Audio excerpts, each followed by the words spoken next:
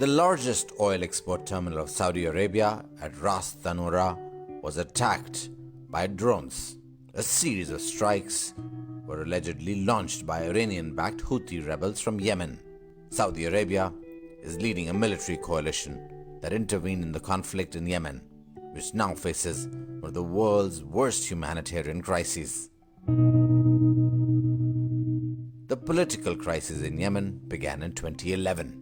The country was facing challenges from Al-Qaeda-linked militants and separatists in the south and Zaidi Shia rebels in the north. In 2012, as President Saleh left office, the Yemeni revolution came to an apparently successful conclusion for the opposition. However, in a dramatic turn of events in 2014, the rebel Houthis took broad control of northern Yemen, including the capital of Sana'a itself. In 2015, as the Houthis established a new government in Sana'a and Hadi retreated with his supporters to Aden and later Saudi Arabia, Yemen had been torn apart. The Arab League, led by the Saudis, began a bombing campaign and mobilization of various armed forces in the region for a possible invasion. Over 1/3 of the 3 million refugees have been uprooted within Yemen between 2015 and 2020. Roughly 80% of the Yemen population, containing over 12 million children, require humanitarian aid. In addition to the lack of resources for children, there have also been multiple accounts of children being forced into conflict. There have been accusations that many children are enticed to shoot weapons on behalf of the Houthis in exchange for money. Political instability in Yemen has partly also been caused by the severe ecological crisis in the country. The water situation in the country has been described as increasingly dire by experts who claim that Yemen could be the first country to run out of water, in a country where half the population is food insecure. Additional environmental catastrophes have battered Yemen as the war has progressed. As the conflict between factions in Yemen intensifies, the crisis is only going to get worse, with widespread hunger, disease, and attacks on civilians. Bureau Report, Democracy News Live, New Delhi.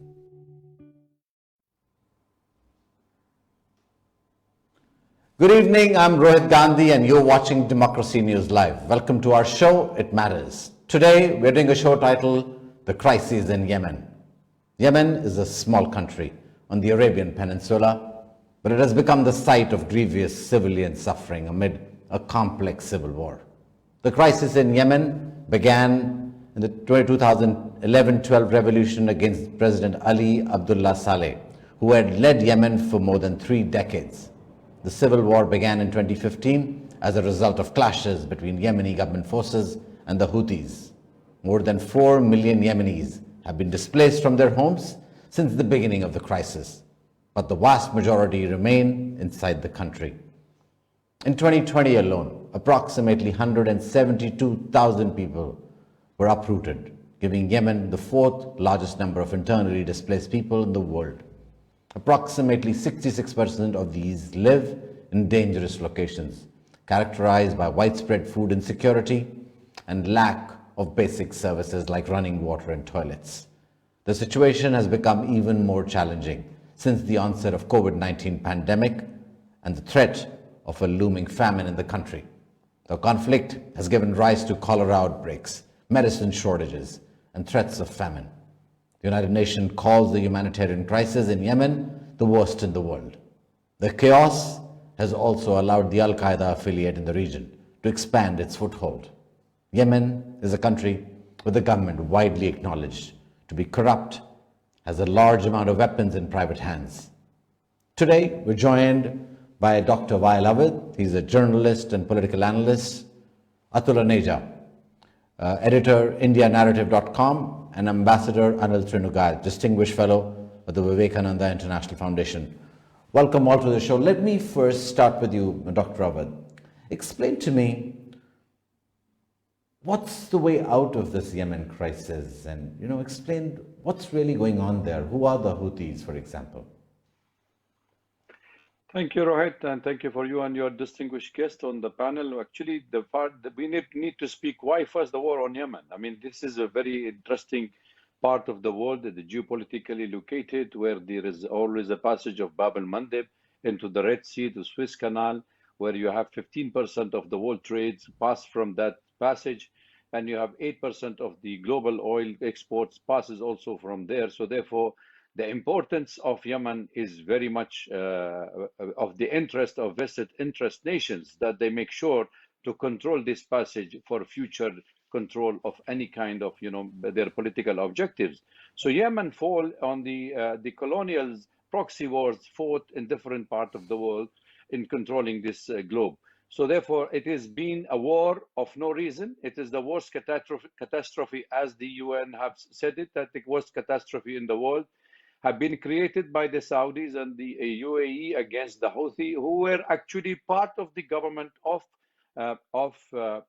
Yemen prior to the crisis before 2014, when they have went into Adan and Ma'rib and they have occupied that part when the deal has fallen. And the reason the deal has fallen between the government and the Houthi was because the government of Yemen, because of the pressure from the neighbors, did not honor the deal that they have together. So therefore, there was a military confrontation between the two sides, and then the Saudi and allies have taken the lead in the war against al-Houthi.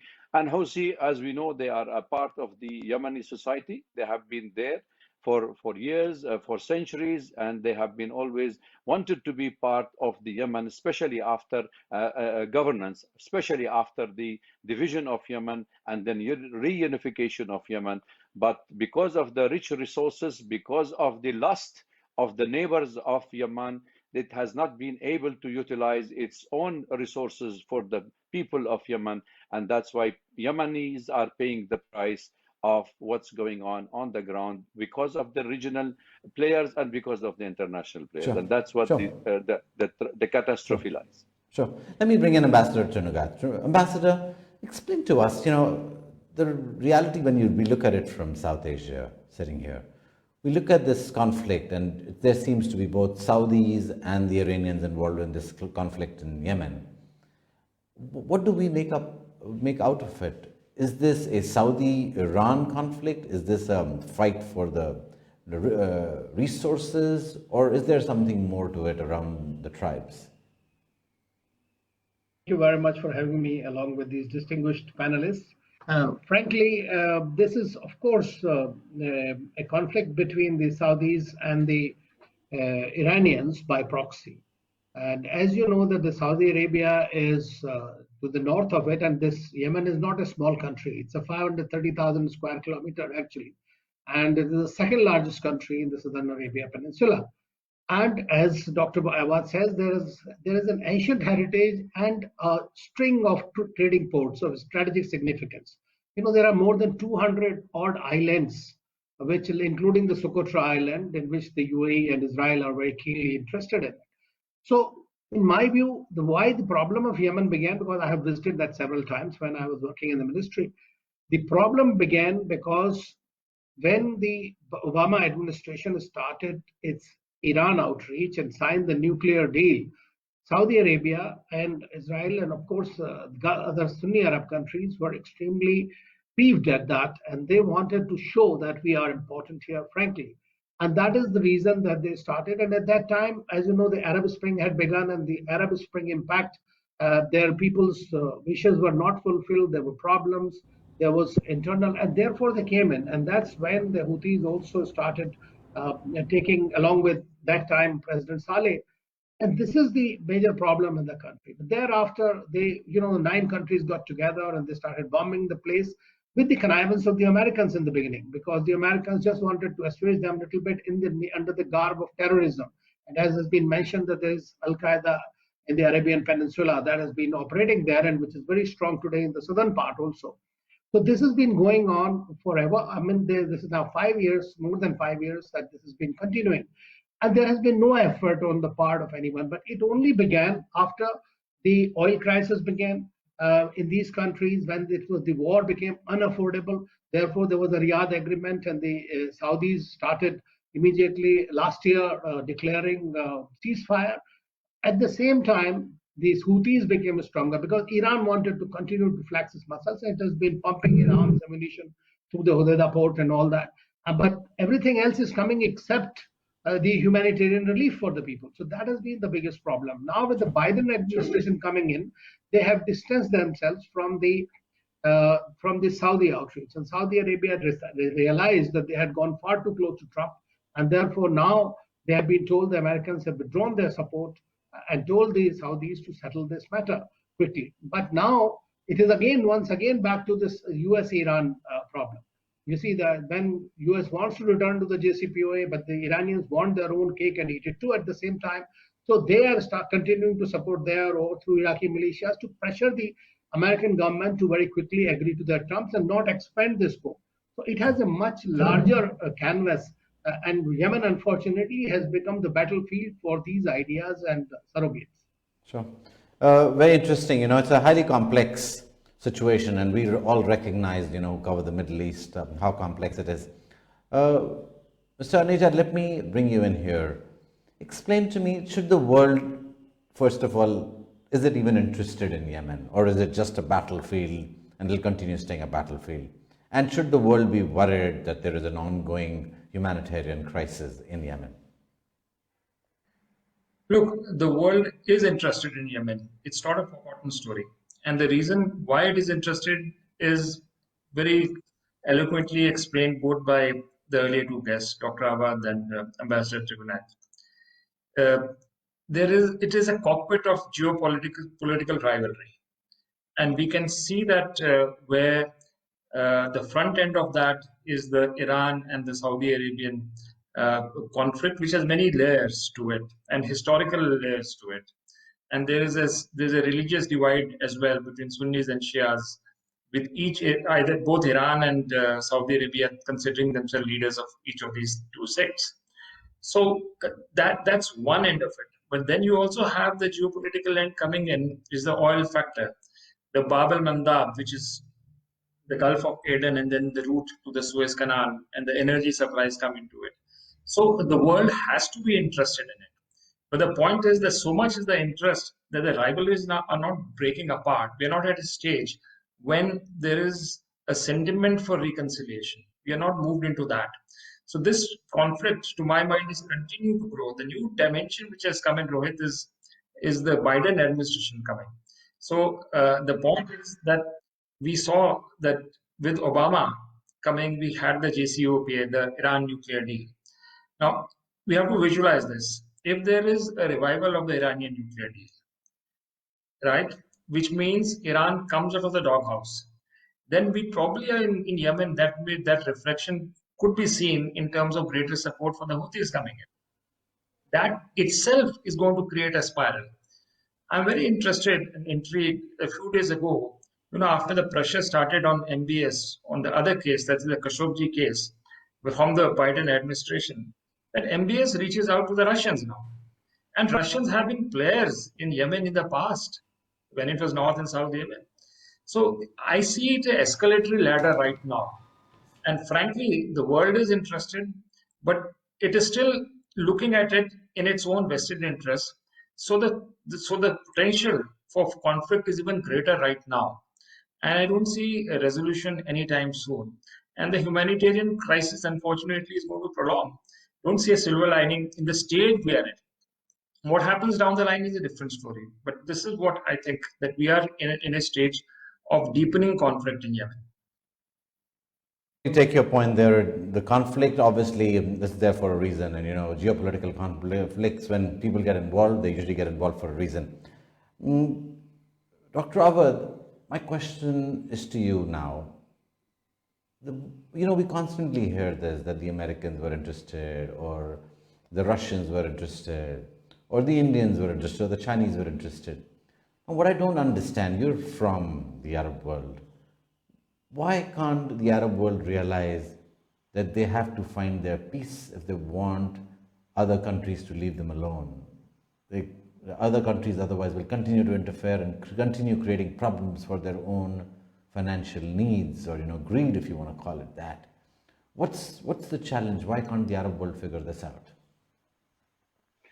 Well, interesting questions, and that is what we always blame ourselves first before we blame the other people on the misery and the suffering of the people of the Arab world have been happening from Mauritania to Qatar is only because of the wrong handling of different leaders who lack the visionaries of the future of the Arab unity, which we have suffered at the hand of the colonial Ottoman Empire and then divided by the French and the British and Sykes-Picot, and then we lived throughout the history with the Arab League have been created by the UK that to make sure that every Arab speak of his nationality and his patriotic only through the eyes of his geographic location. Like if you are a Kuwaiti or a Syrian or a Yemeni or Moroccan, you will speak only of your own country. So the division within the Arab world have done, and also the pan-Arabism leaders, which we used to have during, Abdel Nasser time, have weathered the way, and we didn't have a leader who can unite the Arab world. And then you have also the Israel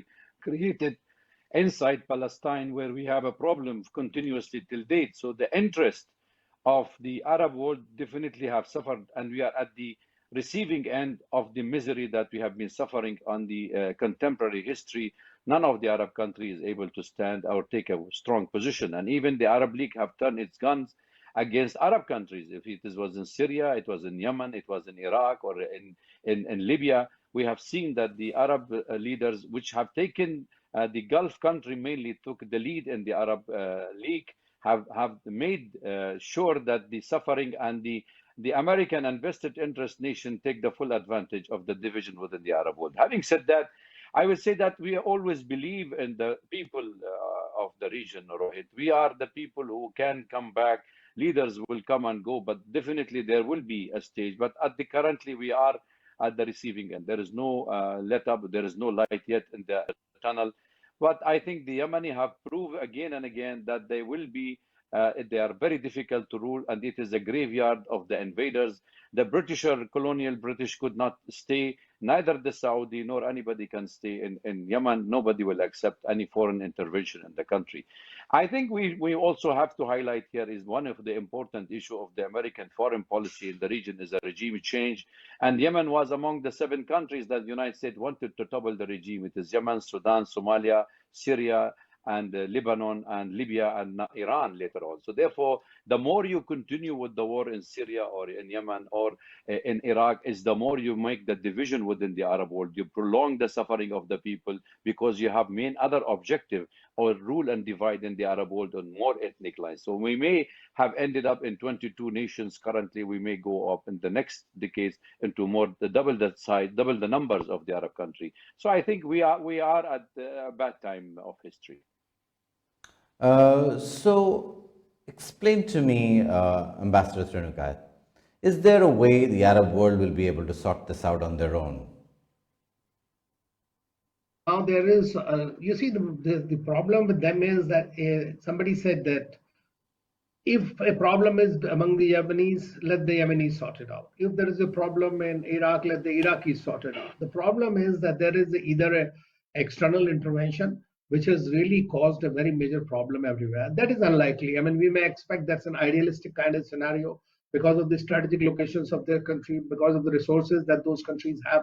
So I think there will always be a contestation for geopolitical and geoeconomic influence. That is not going anywhere. China is coming in. So into this region, we will see a greater enhancement. But at the same time, as far as Yemen is concerned, it seems like that the Biden administration is very keen on trying to assuage it, because as you know that they have also appointed a special envoy who has been discussing. He was there for 16, 17 days in Yemen and talking to everyone.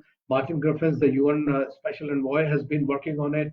The United States has revoked President Trump's declaration of Houthis as terrorist group.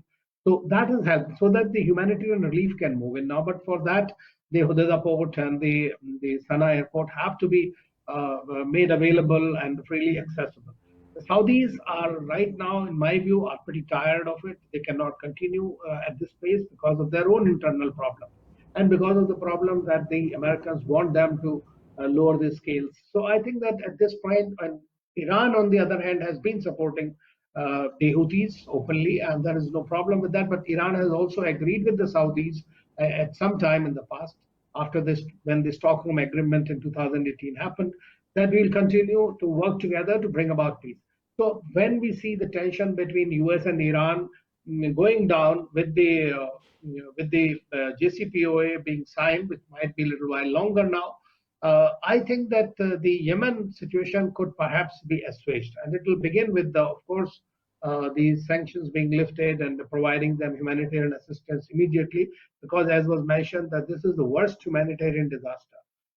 As far as the problems in the whole bigger Arab world are concerned, I mean, they are very complicated, creation of their own, they are historic, but there are certain plans. I mean, they are beginning to realize that it is not that easy. But what I am looking at is, from my perspective, is that instead of becoming, unless of course if there is a drastic change by the Biden administration or back to action, and if they continue to retract from the region, I think that we might have a little more presence of the Russians and the Chinese in a bigger way, and certain other alliances coming up in the region. I mean, that would be diverse, because you have seen what is happening, Abraham Accords with Israel and UAE, Bahrain, Saudi Arabia, and some of the other countries working together, and Iran and some others, Turkey, on this side. But then there are, as they say, wheels within the wheels. So we hope that each one will find their, I mean, water always finds its own level. So I'm quite sure that despite the competition, despite the problem, but in a way, if you come to think of it, and if it really happens, is my hope that perhaps this impact of pandemic may bring about some sense into the leadership of these countries. Sure. Water finding its own level, Ambassador, but the water may find a level which may actually drown the Yemenis and then drown many other countries in the Arab world. For example, we've seen Lebanon go through its turmoil just recently with its whole currency crisis. Mr. Aneja, if you can weigh in, are we going to see this whole Arab Spring, which started, almost a decade ago, continuing this journey to destroy many of the economies of the Arab world? And with the changed oil situation, is it going to further, change the landscape? How do you see this coming?